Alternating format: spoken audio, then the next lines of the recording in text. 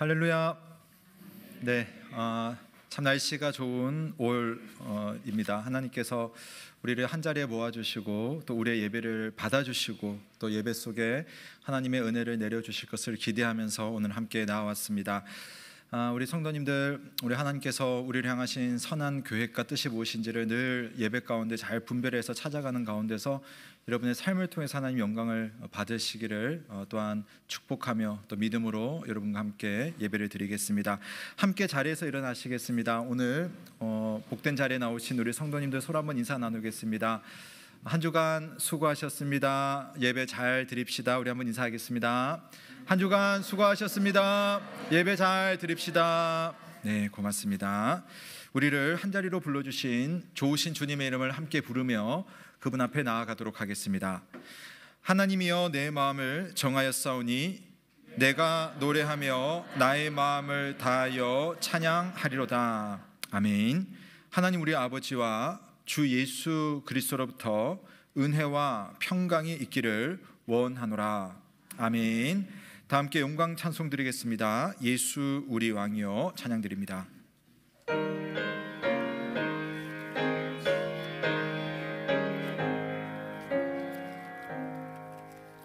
예수 우리 왕이여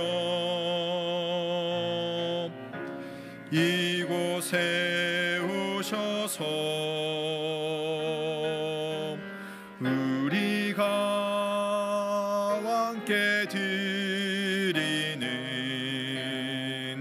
영광을 받아 주소서. 우리는 주님의 백성, 주님은 우리 왕이라.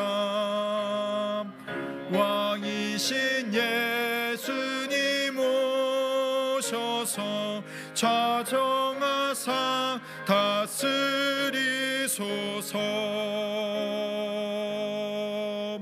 예수 우리 주시여 이곳에 오셔서 우리가 주께 드리는 찬양을 받아 주소서. 우리는 주님의 종들, 주님은 우리 주시라. 주 대신 예수님 오셔서 이 찬양을 받아 주소서. 아멘. 모두 자리에 앉으시겠습니다.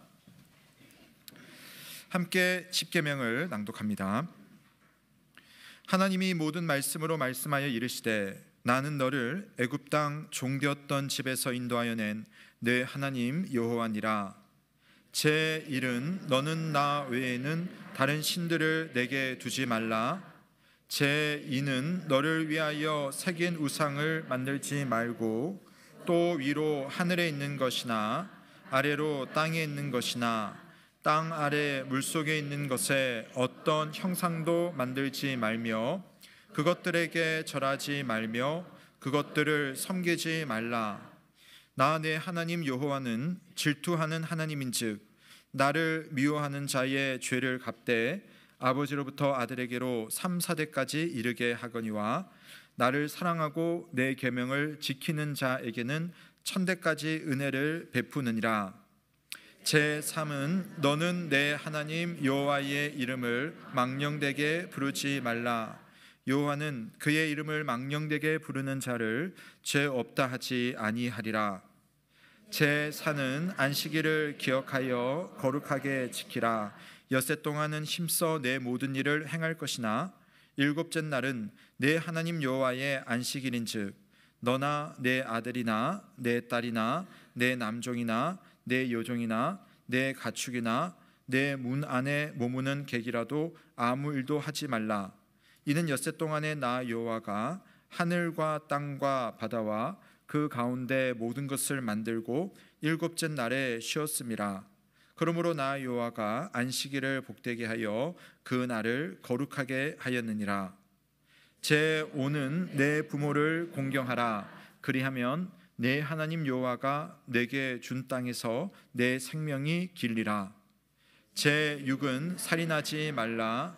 제 7은 간음하지 말라. 제 8은 도둑질하지 말라. 제 9는 내 이웃에 대하여 거짓 증거하지 말라. 제 10은 내 이웃의 집을 탐내지 말라.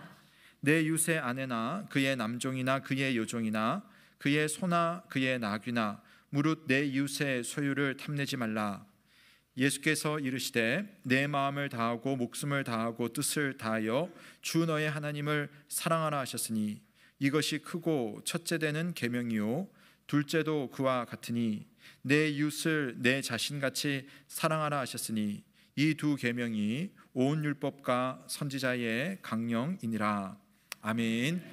성도 여러분, 오늘 하나님의 계명 앞에서 우리 한 주간의 삶을 돌아보며 다 함께 참회의 기도를 올려드립니다.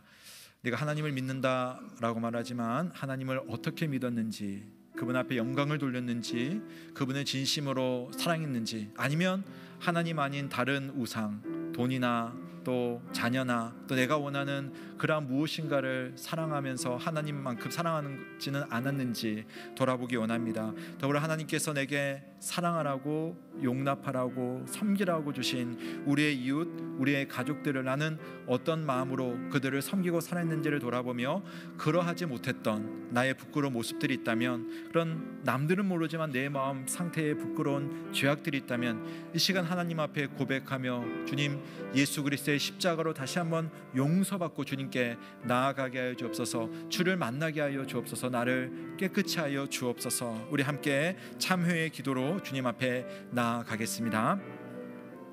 살아계신 하나님 아버지, 오늘 하나님 앞에 거룩한 백성으로 나와야 하지만 여전히 내 속에는 여러 모습으로 부끄러운 모습들이 하나님 있습니다.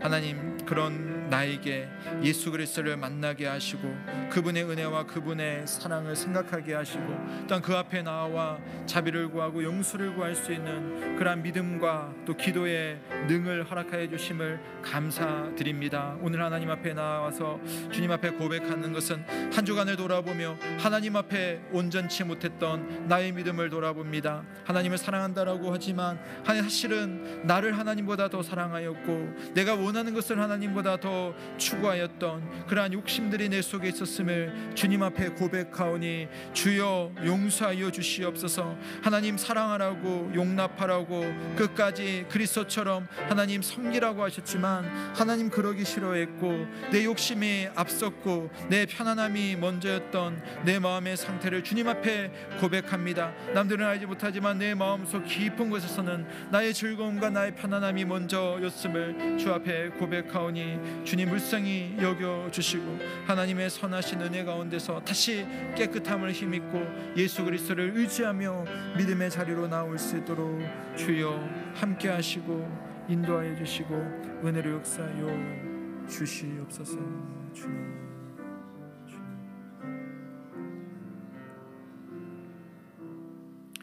그가 우리를 흑암의 권세에서 건져내사 그의 사랑의 아들의 나라로 옮기셨으니 그 아들 안에서 우리가 속량 곧 죄 사함을 얻었도다. 아멘. 다 함께 사도신경으로 우리의 신앙을 고백합니다. 나는 전능하신 아버지 하나님 천지의 창조주를 믿습니다.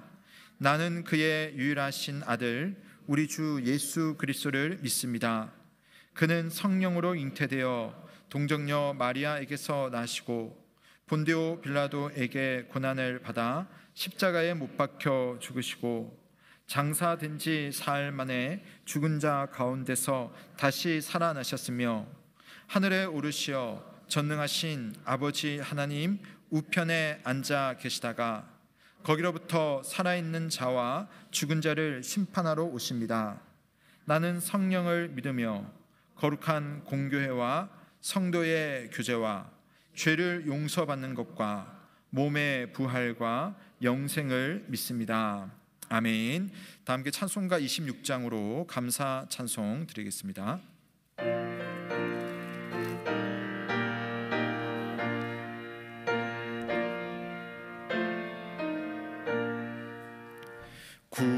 구세주를 아는 이들 찬송하고 찬송하세. 마음과 뜻과 힘 다하여 경배드리세. 주를 알지 못한 이들 주가 친히 인도하사 그의 피로 구속하니 찬송 부르세.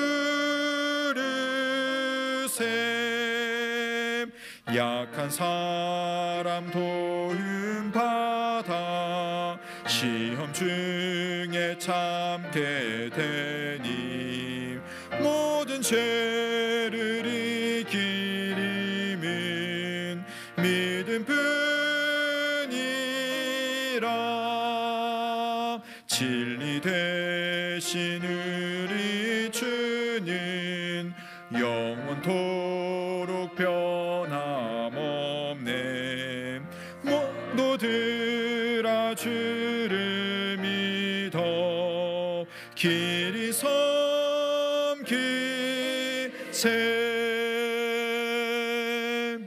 아멘. 다 함께 기도드리겠습니다.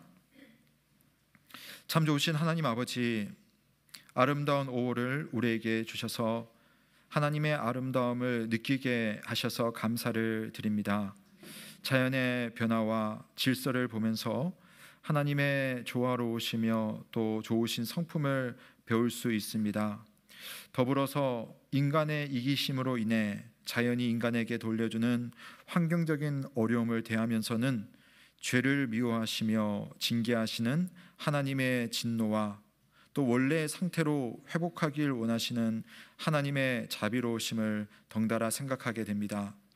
이 땅에 청지기로 살아가는 우리들이 맡은 바 사명들을 각자 잘 수행하며 살아갈 수 있도록 주여 이 땅의 모든 청지기들에게 힘을 허락하여 주시옵소서.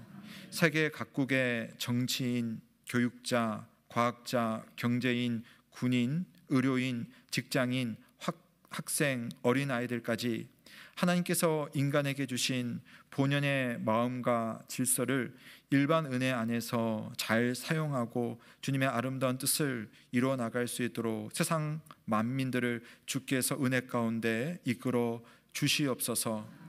그러나 주님, 아무리 우리가 지혜롭고 아무리 건강하고 아무리 부유하다 할지라도 하나님의 특별한 은혜가 없이는 인간의 죄 문제를 우리 힘으로 해결할 수 없으며 더더군다나 영원한 생명의 문제는 그 누구도 다룰 수가 없습니다. 오직 이 땅에 세우신 특별한 기관, 교회를 통하여서만이 예수 그리스도의 아름다운 복음이 잘 전파될 수 있음을 믿사오니 주께서 세우신 교회마다 복음의 복을 허락하여 주시옵소서. 주님의 교회들마다 주의 말씀을 사모하고 그 말씀 앞에 겸손히 순종함으로 이 땅에 하나님의 나라가 임하길 간절히 바랍니다. 바라옵기는 우리 예음교회가 하나님 앞에 그런 복된 공동체가 되길 원합니다. 말씀이 바르게 선포되고 교회의 직분이 올바르게 작동하며 모든 성도들이 예수 그리스도의 제자로 성장할 수 있도록 주님 우리 안에 성령의 은혜를 허락하여 주시옵소서. 특히 우리 교회의 자녀들을 위해서 기도합니다. 하나님, 이 시대가 우리 아이들이 믿음을 지키기가 얼마나 힘든 시대인지 우리가 몸소 경험하고 있습니다.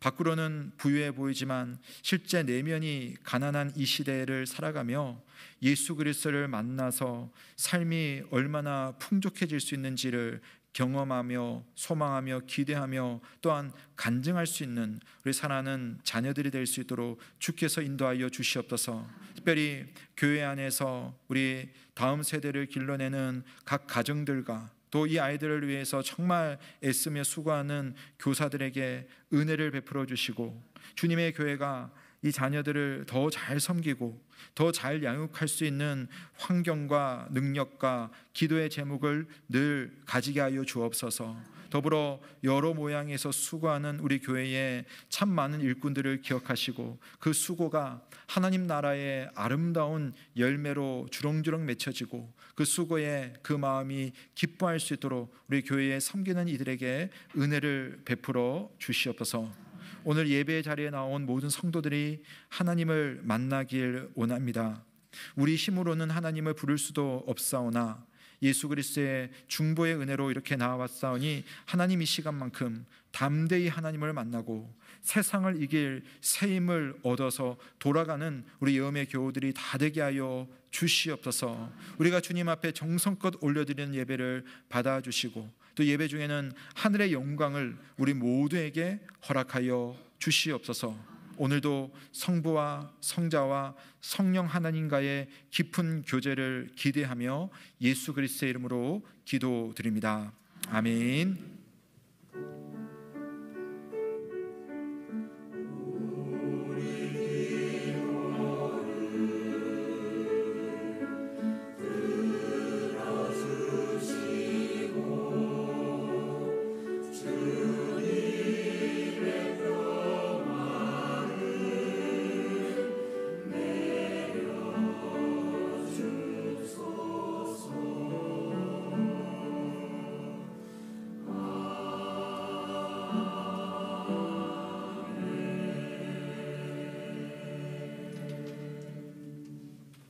오늘 우리에게 주시는 하나님의 말씀은 마가복음 9장 2절에서 13절 말씀입니다.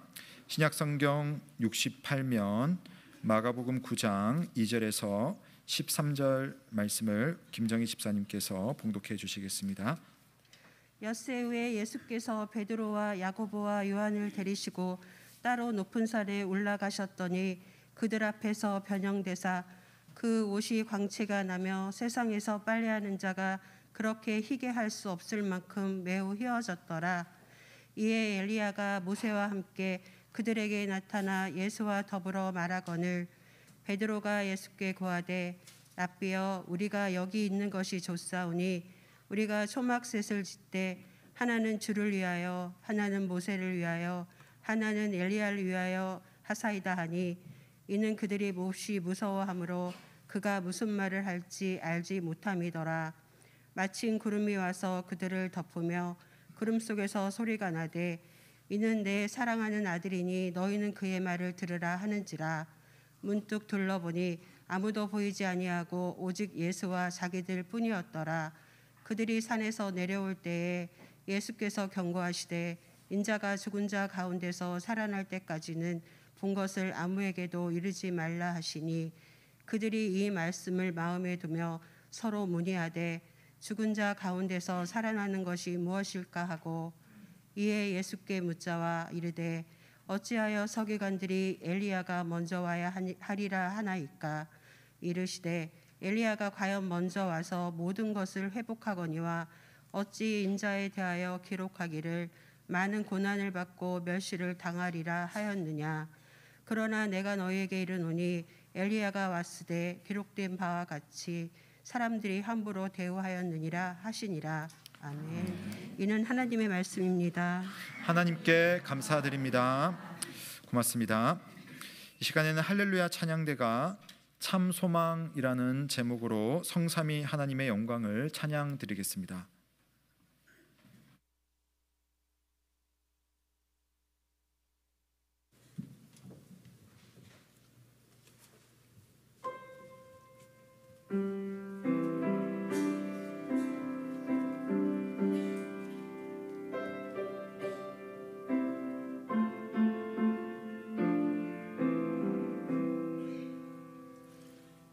굳건한 반석이시니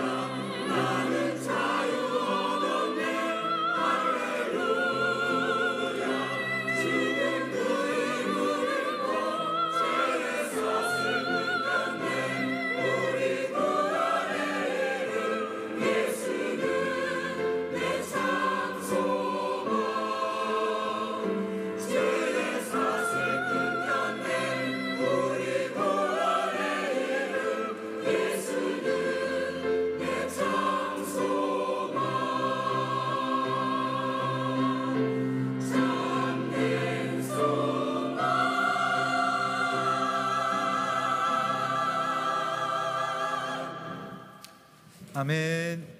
감사합니다. 우리의 소망 되신 참 좋으신 우리 주님의 은혜와 평강이 오늘도 여러분과 함께하길 주님의 이름으로 축원합니다. 아멘. 여러분, 우리가 신앙생활을 하다 보면 예수님을 믿게 되어서 참 좋다, 더도 말고 덜도 말고 이렇게만 지내면 좋겠다 할 때가 있습니다. 눈을 뜨면 아침에 눈을 뜨면은 살아있는 것이 너무나 감사하고, 또 어떻게 이렇게 나는 매사에 기쁜 일이 많이 생기고 또 기도를 하는 족족 하나님께서 응답해 주실까. 그래서 누가 보더라도 저 사람 예수 잘 믿더니 저렇게 복을 받는구나, 자, 이런 평가를 얻는다면 하나님의 영광을 경험하는 삶이고 또 하나님께 영광 돌리는 신앙생활이라는 생각이 듭니다. 예, 맞습니다. 우리가 정말 그렇게 신앙생활 할 수 있으면 얼마나 좋을까, 우리의 평생의 바람이 아닐까라는 생각을 해봅니다. 자, 그런데요, 그와 반대로 만일 예상치 못한 고난이 자꾸만 내 삶에 뒤따라오고, 왜 이렇게 나는 눈물 흘릴 일들이 내 삶 속에 많고, 나는 남들 못지않게 하나님 앞에 기도하는데 왜 기도하는 대로 응답받지 못할까? 그런 날들이 많아지면서 어느새 내가 예수 안 믿는 사람보다 이렇게 고달프게 사는구나. 그럴 때 여러분, 만약 여러분이 그런 상황이라면 여러분은 여러분의 삶에 대해서 하나님의 영광을 말씀하실 수 있겠습니까? 나는 하나님의 영광 속에 살아가고 있어, 내 삶 속에 하나님의 영광이 보여 라고 여러분 말씀하실 수가 있겠습니까? 저만 하더라도 힘들 것 같아요. 네, 어떻게 그렇게 말을 하겠습니까? 그런데 여러분, 정말 그렇다라고 말씀하신 분이 계세요.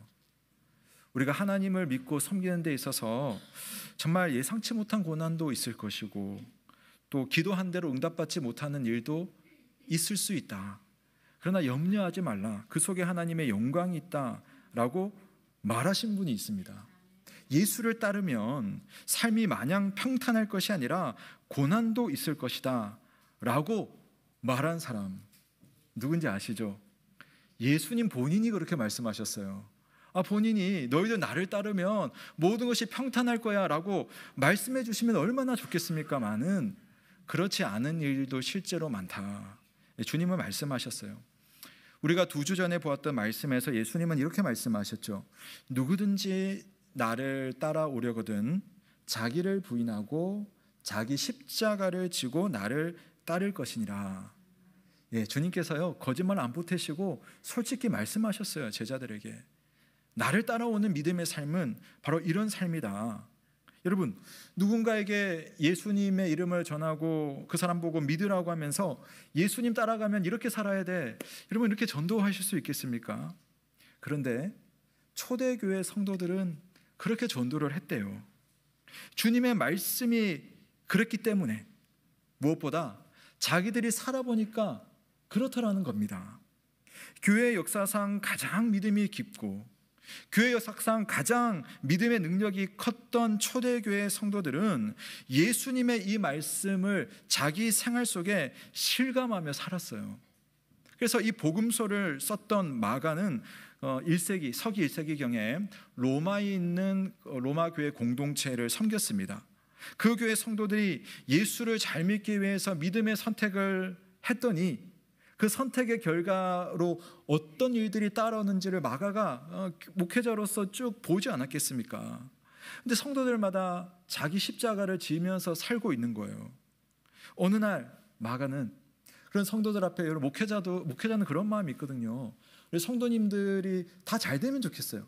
저보다 훨씬 잘 살면 좋겠고 부자 되면 좋겠고, 약간 거짓말 보태면 성도님들 자녀가 저희보다 훨씬 잘 되면 좋겠어요. 예, 그것이 바로 목회자의 마음이거든요. 그러니까 마가가 그런 성도들을 보면서 그런 마음이 왜 없겠습니까? 그런데 그런 성도들을 보면서 이제 자기가 마가복음을 기록했잖아요. 제가 상상을 해봅니다. 이 마가복음을 저처럼 쭉 진행해 오면서 이제 오늘 말씀에 이르렀어요. 오늘 말씀을 쭉 이야기를 하면서 아마 로마 교회 성도들은 이 말씀을 들으면서 정말 하나님의 위로와 소망과 기대를 아마 동시에 얻었을 것이다 라는 생각이 들어요. 오늘 이야기는 예수 그리스도의 영광이 과연 어디에 있는가에 대한 말씀이에요. 우리는 주님의 영광, 하나님의 영광이 어디에 있느냐 각자 생각들이 있거든요. 근데 오늘 이 말씀이 참 중요합니다. 제가 오늘 일부 때 이 설교를 했는데요, 제가 너무 설교가 어려웠어요, 제 스스로. 왜냐하면 본문이 너무 좀 무겁기도 하고, 또 목회자가 설교를 잘 준비해서 성도님들을 이렇게 지었다 놨다 이렇게 해야 되는데 제가 오늘 그게 잘 안 됐었어요. 그래서 상당히 부담을 가지고 2부 예배에 섰는데, 부탁드리고 싶은 것은 목회자는 설교를 좀 이렇게 죽을 쓰는데 성도님들은 그 속에 하나님 좋으신 영양분을 꼭 찾아서 꼭 챙겨 가셨으면 좋겠습니다. 오늘 한번 그 말씀 나눠보겠습니다. 자, 오늘 말씀의 9장 2절은 엿새후라는 말로 시작을 해요. 엿새후라는 말은 엿새 전가의 이야기와 연결이 되었다라는 말이거든요. 엿새 전에는 어떤 일이 있었느냐? 2주 전에 여러분 우리가 말씀을 보았습니다. 예수님께서 제자들에게 나의 고난과 나의 죽음에 대해서 이야기를 했더니 베드로가 주님 안 됩니다, 그러면 안 됩니다 만류하고 항변하다가 예수님께 혼이 난 사건, 이 8장이 있었어요. 그러면서 9장 1절로 넘어가면 연결됩니다. 여기 서 있는 사람 중에 죽기 전에 하나님의 나라가 권능으로 임하는 것을 볼 자들도 있느니라 라는 말씀을 하셨어요. 제가 2주 전에는 이걸 설명 안 드렸거든요. 자, 이것이 오늘 말씀 속에서 일부가 이게 성취가 되고 있어요. 자, 어떤 일이 벌어지는지 한번 보겠습니다. 자, 예수님은 제자들 중에 몇 사람을 데리고 높은 산으로 올라갔습니다. 아마도 이 산이 정확하게 어딘지는 모르지만 그나마 가이사랴 빌립보 지방에서 제일 높은 산이 해발 2800m인 헤르몬 산이라는 산이 있어요. 추측합니다. 그 산으로 올라갔을 것이라고. 그리고 그 산에서 아주 특별한 일이 일어납니다. 자, 우선 예수님의 모습에 놀라운 변화가 있어요. 자, 2절과 3절에 보면 예수께서 그들 앞에서 변형되사 그 옷이 광채가 나며 세상에서 빨래하는 자가 그렇게 희게 할 수 없을 만큼 매우 희어졌더라. 그러니까 인간의 언어로 표현한 거지만 사실 이 말은 뭐냐면 예수님의 그 모습이 너무나 영광스럽게 빛이 나가지고 이걸 어떻게 입에다가 담을 수가 없다, 그런 말이에요. 이것을 똑같은 내용을 마태복음의 마태는 이렇게 썼어요. 그 얼굴이 해같이 빛나며 옷이 빛과 같이 휘어졌더라. 그리고 옷에다가 우리가 아무리 조명을 쏜다 하더라도 이런 건 있을 수가 없는 거거든요. 딱 봤더니 정말 어떻게 이렇게 영광스러운 모습이 될 수 있을까, 이런 생각이 드는 거예요. 자, 이게 뭘 말하는지 이게 중요하거든요. 구약 성경 다니엘 7장 9절 찾지는 않겠습니다. 거기 보면 이런 내용이 있어요. 다니엘이 하나님께서 하늘의 보좌, 하나님의 왕자에 딱 앉아 계시는 모습을 환상 중에 보는 겁니다. 근데 그 하나님이 앉아 계신 모습을 딱 봤는데 그걸 어떻게 묘사하고 있냐면은 하나님의 옷이 눈과 같이 희다라는 표현이 있어요. 다니엘서 9장 2절에 있는 말입니다. 그러니까 오늘 말씀에서 마가나 마태가 말해주는 건 뭐냐면 예수님의 모습을 딱 보니까 뭐가 보이냐면은 하나님이 보이는 거예요. 하나님의 영광이 변화된 예수님의 모습 속에 다 이렇게 보이는 겁니다. 사실 여러분, 이 앞에 어떤 이야기를 했습니까? 예수님께서 말씀하시길 나 고난당할 거야, 나 죽을 거야 라는 이야기를 하신 거거든요. 그런데 오늘 이 장면으로 딱 넘어와서는 하나님의 나라가 권능으로 임하는 장면을 한번 딱 보여주면서 지금 제자들이 가지고 있었던 하나님의 영광에 대한 그런 고정관념을 깨트리는 것이 오늘 이야기의 핵심입니다. 자, 예수님께서 자신의 고난과 죽음을 이야기하셨어요. 이건 예수님이 힘이 없거나 능력이 없어서 그렇게 되는 것이 아니라는 말이에요. 이 순간에도 사실 아무 일도 일어나지 않아도 되는 순간인데 높은 산에 올라가서 예수님의 그 모습이 정말 인간의 입으로는 형용할 수 없을 정도로 영광스러운, 마치 하나님을 눈앞에 둔 것처럼 그런 특별한 순간이 벌어졌다는 것은 고난을 앞두고 있는 예수님 안에는 사실은 놀라운 하나님의 능력과 영광이 사실은 있다는 거예요. 성도 여러분, 고난이 있다고 해서 예수님의 영광이 가려지거나 주님이 죽음을 앞두고 있다고 해서, 아니 죽는다고 하셔서 하나님의 영광이 예수님에게서 증발되고 사라지는 것이 아니라는 겁니다. 사람들은 예수님의 그저 초라한 옷차림만 보고 아이고 저 가난한 목수의 아들, 가진 것 하나 없는 방랑자가 또 우리 동네 왔네, 그렇게 생각하는 사람들이 있었어요. 하나님께서 기름 부어 세우신 그리스도라고 자기는 말을 하면서 정작 들어보니까 고난당한다고 하죠. 나 죽을 거라고 하죠. 그 후에 다시 살아난다고 이야기를 하네요. 아니 그럼 뭐냐, 저 사람은 그냥 세상의 흐름에 그냥 휘둘리는 사람 아니냐, 갈대 같은 사람 아니냐. 사람들은 예수님을 보면 그렇게 생각을 하는 겁니다. 우리가 생각하는 지도력도 그렇습니다. 소위 카리스마, 강력한 힘을 보여주고 밀어붙이고 추진하는 사람이 우리의 지도자가 되기를 바라고, 그런 사람이 뭔가 세상을 변화시킬 것 같은 그런 느낌을 가지고 있는데 예수님은 그러지를 않으시는 거예요. 하지만 그렇다고 해서 예수님이 별 볼 일 없는 것은 아닙니다. 오늘 이야기가 그걸 보여주는 거예요. 강물이 잔잔히 흐른다고 해서 물이 힘없는 거 아닙니다. 그 소리 없는 그 강물 속에 여러분 한번 딱 들어가면 우리가 어떻게 할 수 없을 만큼 강력한 힘으로 물 속에서 가야 되는 거잖아요. 하늘의 태양이 구름에 가려진다고 해서, 또는 밤에 태양이 보이지 않는다고 해서 태양이 사라지는 건 아니에요. 눈에 보이지 않을 뿐이지 예수 그리스도 안에는 하나님의 큰 은혜와 하나님의 놀라운 영광이 가득하다는 사실을 믿으시기를 바랍니다. 오늘 예수님의 모습이 변형된 것뿐만 아니라 오늘 이야기에는 또 다른 것도 하나 있어요. 제자들이 딱 보니까 예수님이 휘황찬란하게 변형되어 있는데 그 옆에 보니까 알아볼 수 있는 두 사람이 딱 서 있는 거예요. 모세가 보이고 엘리야가 보입니다. 모세가 누굽니까? 애굽에 종살이를 했던 자기 선조 이스라엘 백성들을 구출해서 가나안으로 인도한 엄청난 지도력을 가진 지도자가 바로 모세예요. 엘리야가 누구입니까? 하나님의 말씀과 하나님의 능력을 선포하고 드러내었던 그런 대단한 선지자가 엘리야 아닙니까? 근데 잘 보세요. 이 장면은 예수님은 지금 휘황찬란한 영광의 옷을 입고 계시는데 모세와 엘리야는요 그런 옷 없어요. 그냥 그 모습 그대로 서 있습니다. 그리고 나중에 보면 모세와 엘리야는 사라져요. 그러니까 이 세 명이 서 있지만 누가 주인공이세요? 예수님이 주인공이죠. 누가 영광스러운 분이십니까? 예수 그리스도께서 고난을 앞두고 계시지만 그분이야말로 하나님의 영광을 지니시고 계시는 하나님의 아들이라는 것을 보여주는 장면이 바로 이 장면이에요. 우리는 이 장면을 보면서 이렇게 우리가 해석을 할 수가 있는데 베드로는 그 해석이 지금 안 되는 겁니다.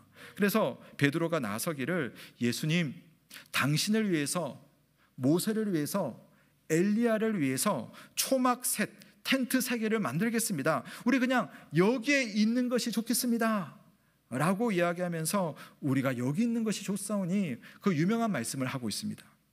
베드로는 지금 흥분 상태에서 이 말을 하는데 사실은 베드로가 아직도 믿음의 핵심을 붙잡지 못하고 있는 겁니다.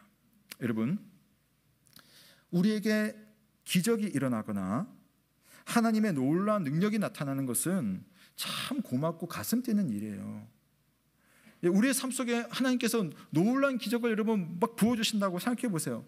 그러면 여러분, 우리가 그 기적만을 기뻐하고 기적만을 즐거워하고 그 기적만을 붙들고 사는 것이 아니라 그 기적을 우리에게 내려주신 하나님이 얼마나 우리에게 선하신 분이시고 그분이 얼마나 나를 사랑하시기에 이 나 같은 벌레 같은 나에게 이와 같은 일을 행해 주시느냐, 그렇게 우리가 하나님 앞에 감사하고 그분께 영광 돌리고 그렇게 하지 않습니까?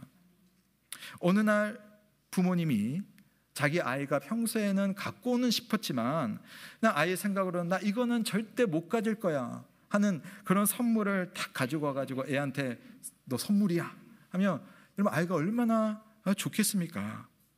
근데 우리가 생각해 보면 이 상황 속에서 정말 좋은 건 뭐냐면 이런 가운데서 아이가 선물 받은 것도 좋지만 이 아이에게 이 선물을 줄 수 있는 부모가 있다는 사실, 그 부모가 이 아이의 필요를 알고 이 아이가 생각지도 못했지만 때가 되었을 때 그 선물을 주고자 하는 그런 마음을 가지신 부모가 내 곁에 있다는 사실, 이게 놀라운 일이고 감사한 일이잖아요. 그런데 그런 것을 생각하지 않고 그냥 선물만 붙들고 껴안고 어제나 저제나 그 선물만 바라보면서 지내는 것은 부모에 대한 사랑을 기억하지 못하는 거죠.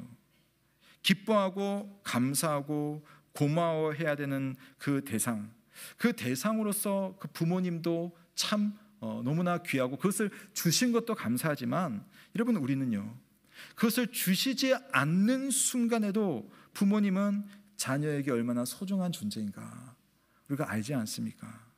오늘 베드로는 영광스러운 순간만을 붙들기 위해서 영광스럽게 보이지 않는 순간 속에 우리에게 은혜 베푸시는 하나님을 잘 생각하지 못하고 예수 그리스도를 바라보지 못하는 겁니다. 베드로는 이 영광스러운 예수 그리스도의 모습을 보면서 무엇을 생각했어야 할까? 그걸 한번 여러분 생각을 해보면 좋겠습니다. 이제 베드로와 야고보와 요한에게 깨달음의 기회가 주어지는데요, 참 하나님은 너무 재밌어요. 우리가 깨닫지 못하면요, 깨닫도록 여러 가지 방식으로 우리의 길을, 믿음을 인도해 가시는 겁니다. 베드로가 여기가 좋사오니 초막셋을 짓고 여기 지냅시다 라고 말을 하니까요, 어떤 일이 벌어지냐면, 자, 7절과 8절 말씀 우리 한번 같이 읽겠습니다. 시작.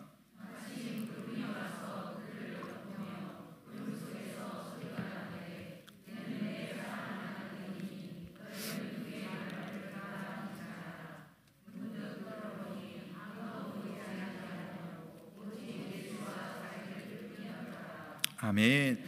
베드로가 완전 흥분했어요. 감격했어요. 아, 예수님이 저런 분이시구나. 근데 저기에 모세와 엘리야가 저렇게 있어가지고 서로 이야기하는 장면을 보면서, 야, 여기가 천국이지 어디겠어, 여기에 머물러 있으면 좋겠어 하는 그 순간에 그 베드로의 그 기대와 그 감격을 하나님께서 그냥 싹 흩어버리는 겁니다. 구름이 확 그 높은 산을 감싼 다음에 하늘에서 소리가 들려오기를, 이는 내 사랑하는 아들이니 너희는 그의 말을 들으라, 이렇게 말해요. 이 말을 다르게 이 상황 속에서 생각해 본다면, 너희들 다른 거 볼 필요 없다, 너희들 다른 거 생각하지 마라, 여기에 있는 것이 좋사오니 그거 아니야, 내 사랑하는 아들이 여기 있고 그가 하는 말을 듣는 것이 중요해. 그것이 바로 베드로와 그 제자들에게 들려왔던 하나님의 음성이었습니다. 자, 그렇다면 하나님께서 말씀하신 내 아들의 음성을 들으라라고 할 때 그 음성의 내용이 무엇입니까? 자, 그것을 우리가 한번 찾아갈 필요가 있는데요. 자, 그러면서 오늘 이야기에 또 다른 재밌는 장면이 나오죠. 그렇게나 놀랍게 여겼던 모세와 엘리야가 눈을 다시 떠보니까 사라져버린 거예요. 그러니까 예수님의 말씀처럼 오로지 영광스러운 분, 오로지 그들이 듣고 그들이 바라봐야 되는 대상으로서 예수 그리스도만이 그 자리에 딱 서 있어요. 심지어는 예수님께서 그 화려하게 빛나던 그 변화된 모습이 사라져버렸어요. 그러니까 평상시에 예수님의 모습으로 딱 서 있는 겁니다. 베드로의 입장에서는 주님이 계속 그런 모습이면 좋겠지만, 하나님은 의도적으로 예수님의 그 영광스러운 모습을 딱 사라지게 만들고, 진짜 영광은 어디에 있느냐, 내 아들의 말을 들으라 라고 이야기를 하는 겁니다. 자, 그 영광의 말씀이 무엇인가? 자, 9절과 10절에 이렇게 되어 있어요. 그들이 산에서 내려올 때에 예수께서 경고하시되, 인자가 죽은 자 가운데서 살아날 때까지는 본 것을 아무에게도 이르지 말라 하시니, 그들이 이 말씀을 마음에 두며 서로 문의하되, 죽은 자 가운데서 살아나는 것이 무엇일까? 인자이신 그리스도께서 죽으신다는 것, 그리고 다시 살아나신다는 것, 이 말을 들으라는 거예요. 앞에서도 했던 말이거든요. 그 일이 일어날 때까지는, 게다가 아무한테도 말하지 말고 너희들만 일단 듣고 있으라. 왜냐하면 이 말은요, 사람들이 듣고 싶은 말이 아니었기 때문입니다. 베드로도 이거 말렸잖아요. 말린 말이잖아요.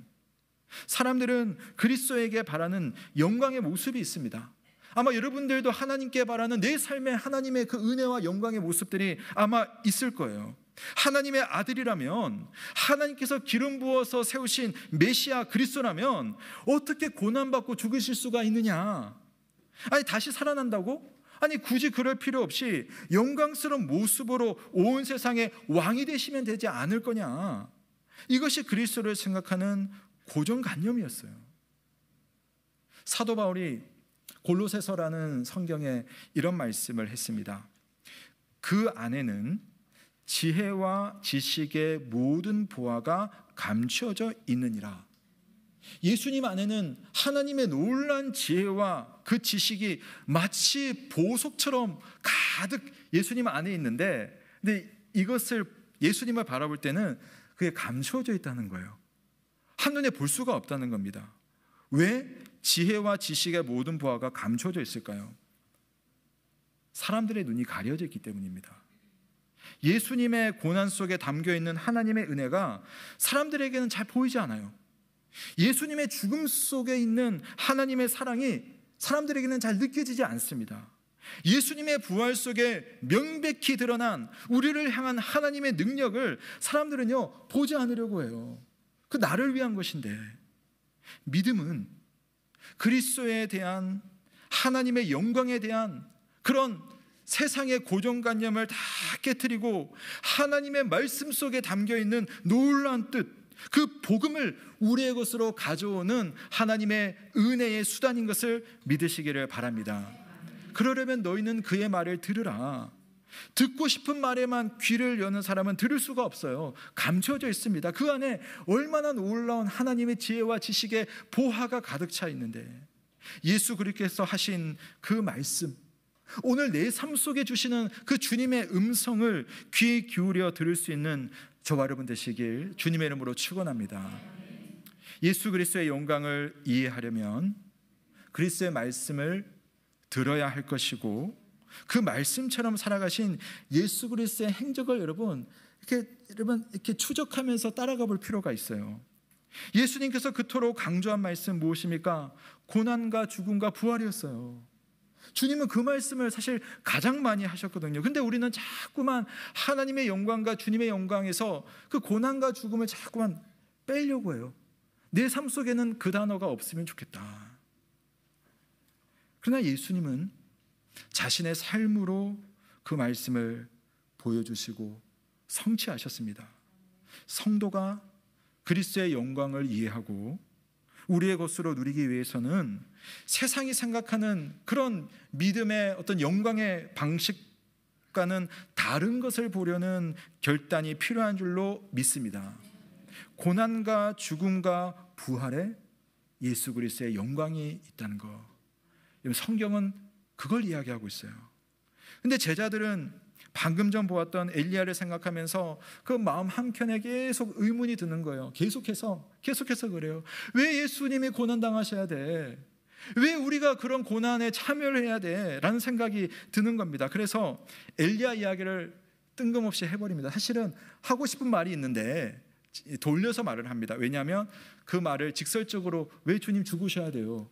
왜 우리가 십자가 져야 돼요? 하면 혼날 게 뻔하거든요. 그래서 다른 질문을 합니다. 11절에 보시면 예수님께 묻기를 어찌하여 서기관들이 엘리야가 먼저 와야 하리라 라고 합니까? 라고 물어봐요. 엘리야 하는데 왜 엘리야가 먼저 와야 합니까? 라는 이야기를 해요. 여기 의도가 있어요. 이게 좀 여러분 그 다음부터가 조금 어려운데 한번 좀 들어보세요. 하나님께서 엘리야를 이 땅에 다시 보내실 것이라고 약속하신 적이 있어요. 구약 시대에.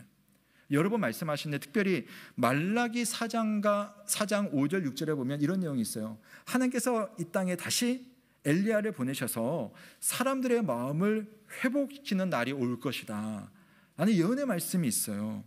그러니까 만약에 엘리야가 이 땅에 와서 사람들의 마음을 회복시켜 주신다면 굳이 예수님이 고난받으시거나 죽을 필요가 없지 않느냐, 왜 주님은 굳이 죽으시려고 하느냐라고 사실은 묻고 싶은 거죠. 구약의 예언을 연구한 유대인들은 그리스도라고 한다면 다윗과 같은 왕으로 이 땅에 오셔서 자기들의 원수 로마를 깨부수고 그리고 자신의 그 강력한 왕권을 확립할 것을 기대했습니다. 그것이 하나님의 영광이고 그것이 그리스도에게 주어질 영광이라고 생각을 했던 거죠. 사람들은요, 이처럼 각자 자기의 어떤 시간과 경험과 또 그런 어떤 기대에 막 묶여가지고 영광을 자기 마음대로 생각하는 그런 경향들이 있어요. 그래서 하나님께서 말씀하시는 거예요. 너희들 생각 말고 그의 말을 들으라. 그의 말을 들으라. 예수님은 포기하지 않고 제자들을 가르치십니다. 12절을 보세요. 엘리야가 너희들 말처럼 정말 먼저 와서 모든 것을 회복한다. 자, 이 말은 뭐냐면 예수님은 자꾸만 엘리야가 왔다는 이야기를 했어요. 누구냐면 세례 요한이에요. 세례 요한을 비교해 보면 엘리야와 비슷한 점이 참 많거든요. 뭐 복장도 좀 비슷하기도 한데 엘리야도 하나님의 능력으로 사람들의 마음을 회복시키는 일을 했다면 세례 요한도 세례를 주면서 합당한 회개를 받으라 사람들의 마음을 회복시키시고, 엘리야도 하나님의 나라를 위해서 고난을 당했다면 세례 요한도 고난당하고 참수형으로 죽지 않습니까? 그런 점에서 예수님은 엘리야가 실제로 다시 태어난 것은 아니지만 세례 요한의 사역이 엘리야와 같다. 그래서 하나님의 말씀이 성취된 거다라고 항상 평가를 했어요. 그 말을 하면서 그 말 맞다. 그런데 그렇다면 어찌 성경은 인자에 대해서 12절을 다시 보세요. 어찌 인자에 대해서 기록하기를 많은 고난을 받고 멸시를 당하리라 하였느냐. 엘리야가 와서 사람들의 마음을 회복시킨다는 말도 맞지만 성경에는 또 한편으로는 인자가 와서 많은 고난을 받고 멸시를 당할 것이다 라고 하나님께서 약속의 말씀을 주셨다. 그러니까 여러분, 엘리야가 와서 사람의 마음을 회복하는 것과 인자이신 예수 그리스도께서 마치 엘리야처럼 세례 요한처럼 고난을 받는 것은 모순이 아니라는 거예요. 같이 일어나는 일이라는 겁니다.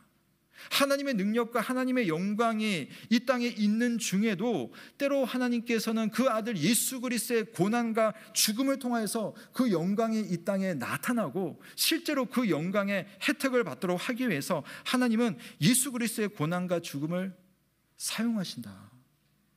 그러니까 그것이 바로 하나님의 뜻인데 사람들은 그 말씀을 받아들이지를 못하는 겁니다. 마지막 13절 말씀 우리 한번 같이 읽어보겠습니다. 13절입니다. 시작.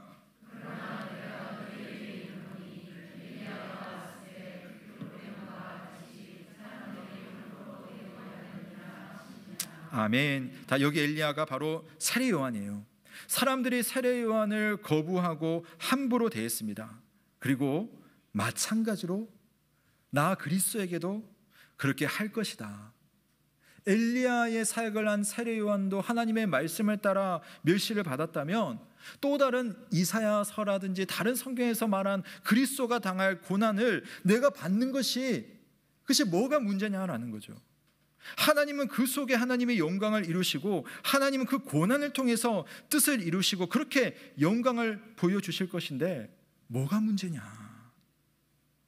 악한 사람들은 자기 생각대로 요한을 괴롭혔고 또 죽였고 또 예수 그리스도에 대해서도 그렇게 하겠지만 하나님은 그 또한 염두에 두시고 그것을 통해서 뜻을 이루시고 그것을 통해서 하나님의 영광을 보여주시는 것이 하나님의 방식임을 믿으시기를 바랍니다.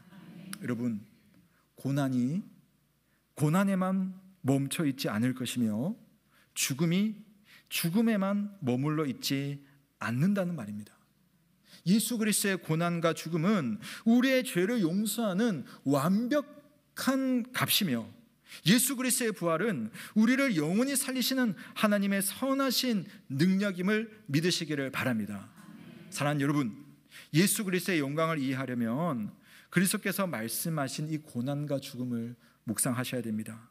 그리고 그리스도께서 우리에게 말씀하신 대로 성도들 각자가 믿음의 길에서 자기를 부인해야 되는 일들이 나타나고 자기 십자가를 지는 일들이 있을 때 그래서 내 삶이 이처럼 어려워졌다고 해서 그러면 그것이 하나님의 영광을 가린다든지 그 영광이 내 삶 속에서 떠나는 것이 아니라는 것, 꼭 기억하시길 바랍니다.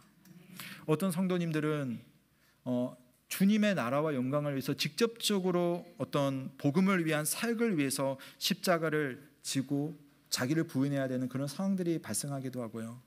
어떤 성도들은 직접적이지는 않지만 그러나 내 삶 속에 그냥 일상의 삶 속에서 예수를 믿기 위해서 그 고난까지도 감내해야 되는 그런 일들을 또한 만나는 사람들도 있습니다.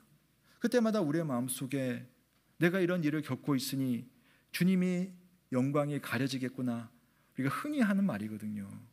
내가 못 사는데 어떻게 주님의 영광이 드러날 수 있을까? 아닙니다.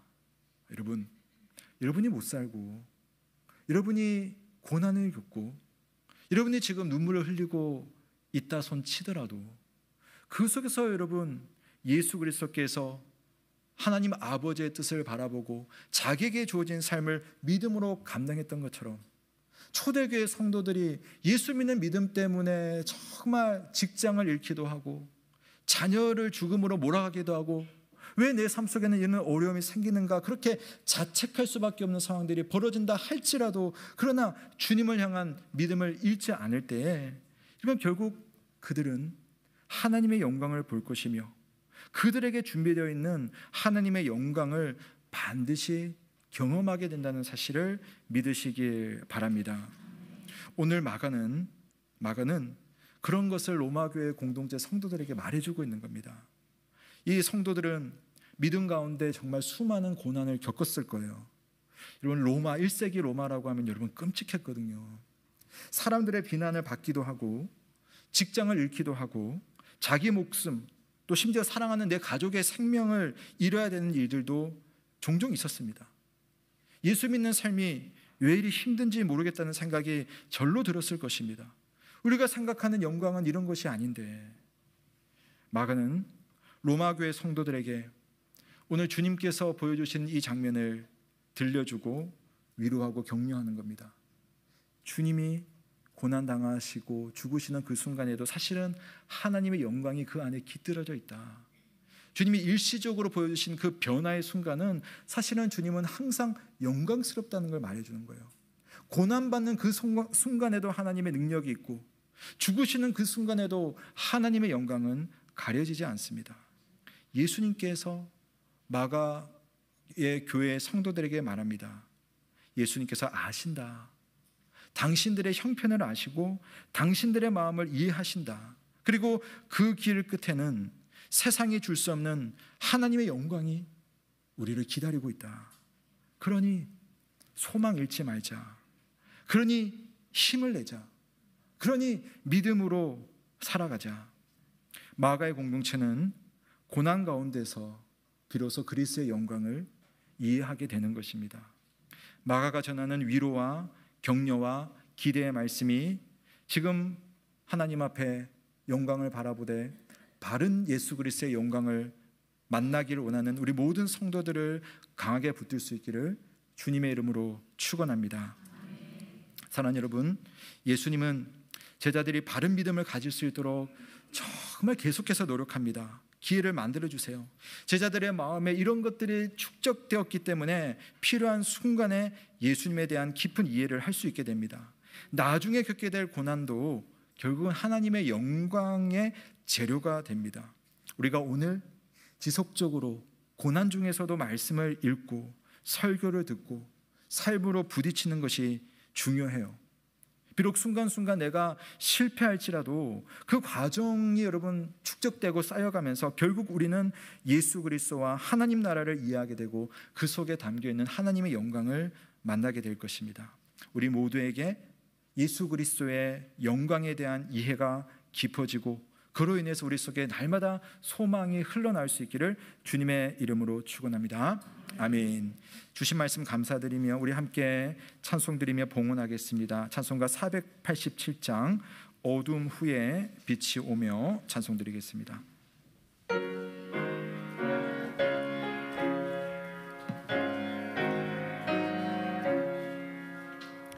어둠 후에 빛이 오며 바람 분 후에 찬찬하고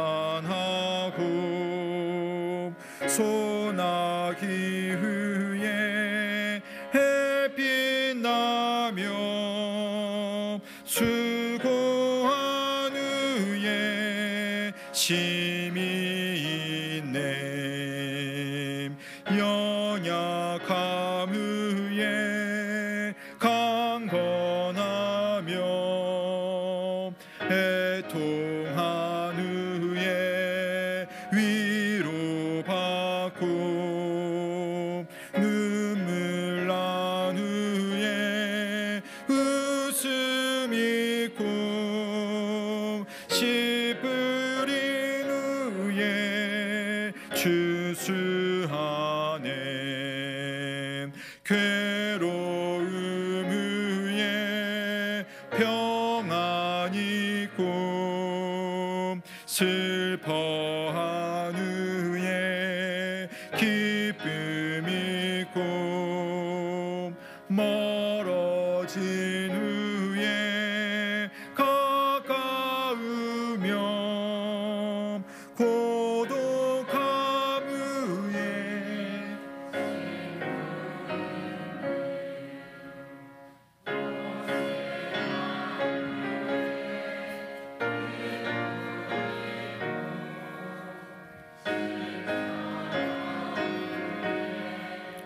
영광 있고 죽음 온 후에 영생하니 이러한 도가 진리로다. 아멘. 사랑하는 성도 여러분, 하나님은 우리에게 당신의 영광을 거둬가시지 않습니다. 주의 백성들에게 하나님 반드시 하늘의 영광을 허락해 주시고 그 영광의 빛 앞에 놀랍도록 감격하며 영원토록 살아갈 하나님의 은혜가 분명히 우리에게 있습니다. 그러나 예수 그리스도의 말씀 속에 꼭 잊지 말아야 될 것은 그러한 과정 속에 우리는 고생도 있을 것이고 십자가도 있을 것이고 자기를 부인해야 되는 일들도 분명히 있을 것이다 라고 말씀합니다. 그러나 주님은 걱정하지 말라고, 고생한 후에 기쁨이 있을 것이고 십자가 후에 영광이 있을 것이며 죽음이 온 후에는 영생이 있고 이것이야말로 복음의 진리다라고 말씀하고 있습니다. 여러분은 어떤 영광을 향해서 가고 있습니까? 여러분의 삶 속에 여러분이 정말 바라는 하나님의 영광은 어떤 영광입니까? 오늘 이 시간 주님 앞에 각자의 삶을 놓고 주님 앞에 한번 간구하며 기도하면 좋겠습니다. 하나님, 이런 믿음을 허락하여 주옵소서. 이런 은혜를 허락하여 주옵소서. 내 삶 속에 오늘도 하나님이 계신다면 이 속에 역사하시는 하나님 끝까지 의지하고 믿음으로 내게 주어진 삶을 힘차게 나아갈 수 있는 그런 믿음이 되게 하여 주옵소서. 진정으로 예수 그리스도의 영광이 어떠한 영광인지를 바라보며 소망하는 믿음으로 오늘을 살게 하여 주옵소서. 특별히 고난 중에, 어려움 중에, 눈물 중에 기도의 제목이 있는 간절한 내용들이 있다면 그 속에서 하나님 나에게 영광의 빛을 비추어 주옵소서라고 한번 기도하며 주님의 은혜를 구하시겠습니다. 함께 기도합니다. 살아계신 하나님 아버지, 오늘도 하나님 앞에 나와 주님의 은혜를 간절히 구하는 것은 하나님 이 시간이 하나님의 은혜가 필요한 시간이며 하나님의 도우심이 필요한 순간이며 하나님과 동행해야 되는 그 모든 필요의 시간인 것을 우리가 믿습니다. 오늘 하나님 앞에 나와 은혜를 구할 때에 그 은혜의 놀란 깊이를 알아가며 그 깊이 속에서 하나님을 만날 수 있는 그러나 우리 모든 성도들이 다 될 수 있도록 주여 인도하여 주시옵소서. 하나님의 삶 속에 무엇이 예수 그리스도의 영광이며 무엇이 하나님의 빛인지를 알며 하나님 어둠 속에 있을 때라도 빛을 바라보게 하시고 무거운 속에 하나님 위축되어 있을 때라도 하나님 앞에서 샘을 얻을 수 있는 우리 힘을 믿고 믿음으로 나아갈 수 있는 하나님 그런 우리가 될 수 있도록 주여 인도하여 주옵소서. 오늘 기도의 제목 가지고 나온 성도들, 오늘 눈물 가지고 나온 성도들, 오늘 하나님의 은혜를 구하는 모든 성도들에게 진정한 하나님의 은혜와 영광이 나타날 수 있는 우리의 교우들이 다 될 수 있도록 주께서 인도하여 주시옵소서. 우리에게 믿음을 주옵소서. 우리에게 은혜를 주옵소서. 우리에게 영광의 빛을 비추어 주시옵소서. 오늘 주님 앞에 간절한 마음으로 기도하는 모든 성도들의 삶의 자리에 하나님의 영광의 빛이 비춰지기를 주여 간절히 바라오니 주여 함께 하시고 은혜를 베풀어 주시고 인도하여 주시옵소서. 주님, 우리에게 주신 말씀이 우리의 삶에도 그대로 적용될 수 있기를 바랍니다. 주님, 우리가 예수 그리스도를 따라가는 삶이 이 땅에서의 영광만 있는 삶이 아니라 영원한 하나님 나라의 영원하고도 완벽한 영광인 것을 생각하며 때때로 우리가 십자가 지고 때때로 자기를 부인해야 되는 그 순간에 믿음으로 그렇게 할 수 있도록, 또 내가 알지 못했던 그런 고난과 예상치 못했던 인생의 어려움을 당할지라도 그 속에서 끝까지 주님의 영광이 나를 떠나지 않는다는 믿음으로 오늘을 이기고 견뎌내며 결국 주님의 영광을 누릴 수 있는 믿음의 길을 갈 수 있는 우리 모든 예언의 가족들이 다 되게 하여 주옵소서. 우리 교우들 중에 경제적인 어려움, 육신의 아픔, 또 자녀들을 양육하면서 겪는 이런저런 큰 어려움으로 하나님 앞에 남모르게 눈물 흘리며 기도하는 성도들 있습니다.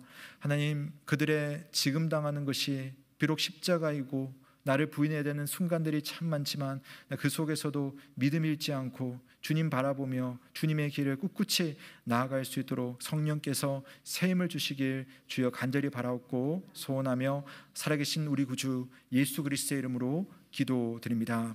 아멘. 몇 가지 교회 소식 전해드리겠습니다. 오늘 오후 예배는요, 교육위원회 헌신 예배로 드리겠습니다. 우리 자녀들 우리 교회 안에서 코로나 이후에도 우리 선생님들이 참 잘 섬겨주시고 계시는데요.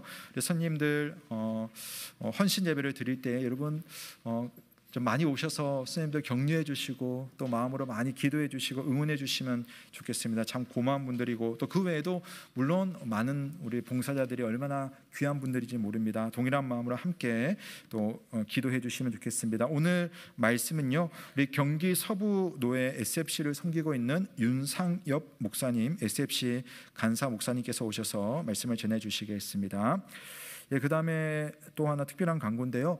금주부터 금요 기도회를 좀 재개하려고 합니다. 우리가 코로나 이후에 쭉 이제 금요 기도회를 하지 않았는데 우리 교회의 현안들, 그리고 우리 나라의 형편들, 또 전 세계의 이런 상황들, 그리고 우리 선교와 또 우리 성도님들의 가정을 위해서 특별히 좀 우리가 기도하면 좋겠다는 생각이 제 마음속에 좀 많이 있었어요. 그래서 부담을 가지고 있다가 금요 기도를 좀 하면 좋겠다 생각이 들었습니다. 그래서 여러분 시간 나시는 분들, 마음이 있으신 분들은 오시면 우리가 뭐 특별히 좀 기도에 좀 집중하려고 해요. 금요 기도에는 기도에 좀 집중하고 함께 서로를 위해서, 우리 교회를 위해서, 성도들을 위해서 기도하는 시간 가질 테니까요.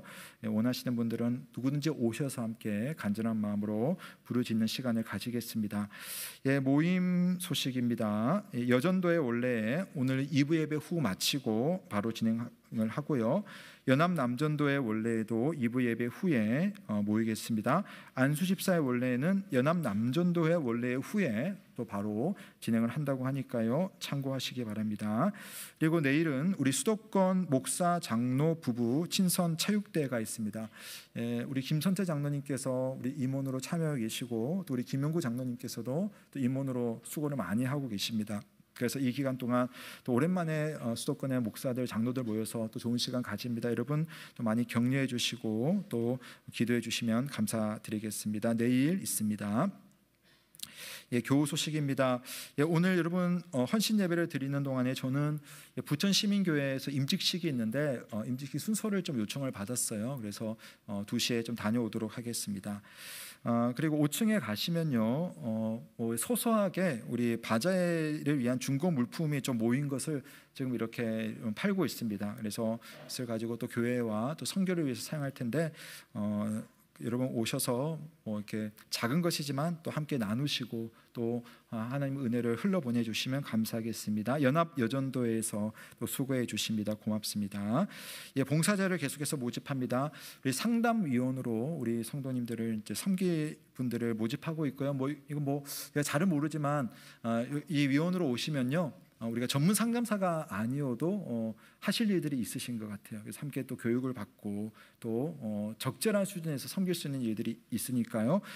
오시면 되겠고요. 그다음에 차량 운행 도우미도 지금 모집하고 있는데 이건 뭐냐면 우리 어르신들이 이제 차량을 타실 때에 이제 조금 연로하셔서 타시기가 좀 어려우신 것 같아요. 그래서 운전하신 분은 따로 계시고 옆에서 이렇게 문도 열어드리시고 어르신들이 타실 수 있도록 좀 약간 부축해 주시고 도와주시는 분이 지금 좀 많이 필요할 것 같아요. 그래서 여러분 많으시면은 시간을 맞춰가지고 뭐 일주일에 한 번이나 두 번 이렇게 다 하실 수 있을 것 같아요. 그래서 하실 수 있는 분들은 좀 함께 해주시면 우리 교회에 그동안 참 여러 모양으로 수고해 주신 우리 어른들을 섬기는 데 너무 좋을 것 같습니다. 예, 그리고 또 다른 강구는요, 23년도 선교사 리트릿 호렙에 이르라를 코로나 이후에 계속 진행을 하고 있는데요. 이것을 위해서 섬길 우리 봉사자들을 모집하고 있습니다. 그래서 호렙에 이르라를 위한 외부 봉사인데요. 7월 3일부터 6일까지가 일정입니다. 그래서 혹시 여러분들 중에 이 기간 동안 머물면서 나 우리 선교사님들을 섬기고 싶다 하시는 분들 저한테 말씀해 주시면 좋겠습니다. 그리고 우리 교회가 이 날들 중에 하루를 잡아서 선교사님한테 가서 간식도 좀 만들어드리고 식사도 특식을 좀 이렇게 준비해드리고 섬기고 하는 그런 시간들이 있어요. 7월 5일 수요일인데요. 그때 당일 하루 섬기기에 원하시는 분 계시면 이거는 연합여전도에서 좀 주관을 해주신다고 하니까요.